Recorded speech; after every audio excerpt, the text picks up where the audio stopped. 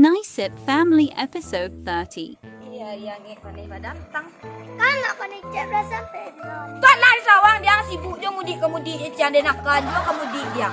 Baik juga lah kampung dia. Kamu ako ni Cep. Wah, kalau lari kampung kau tahu dia karajo Ambil den padi ni Cep. ke sawah, ke parak, manggilang, manyaka itu sang karajo den dia. Ambil padi ni Cep. Iyo ambil tampuk padi tu ke makan kabau berkuat sakang ke muncung kabau jo bantiang tu. Ako ni Cep ambil lah padi urang. Mangala padi urang ka dalam dia ah. Padang asal sabarek kabau. Padi urang lah ka dalam dia siang banyak lah cerita ka padi di situ tu dia ah. Kamar-kamarnya dia mangala padi urang ka dalam dia dua Jauh salam. lah ni Cep. Jawa ka situ tu ah dan kicik mana pun tak tadi dia dengan robak ko lia. Latiah dia ni waang bare badan bare mana ba ka dakek dia. Ni mah padi nenek. Tu di sawah tu ah. Kalau di kampung ku ka kabah dia le. Ka sawah, mangilang, manyaka, ka parak dia. Dia mengicik dia ada nabi tampuk padi itu dulu ah. Tapi lebih kau dia ambil uang padi. Wah, icik dia macam ada ni lah dia mampu robak ku. Betul je pasal dia ni waang ko lah ya. Wah nak mau jalan lang lah ya. Saat tadi ni ku lah biar 2 kilo dia mampu robak ku.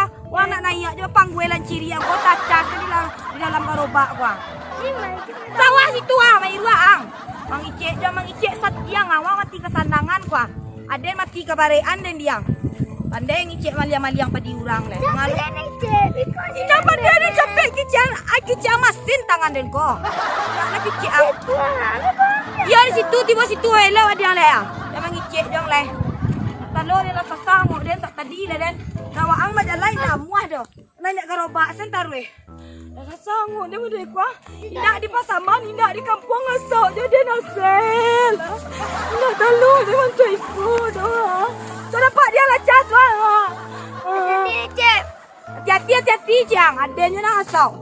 Banyak nak cerita nak tiba di lawang. Aku tu ni Cep ah. Matur-aturang untuk sopir. Cubalah dia nak angku dia angkat robak aku.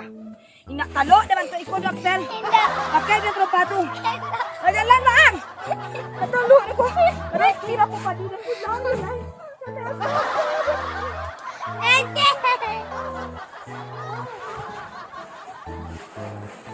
A few minutes later.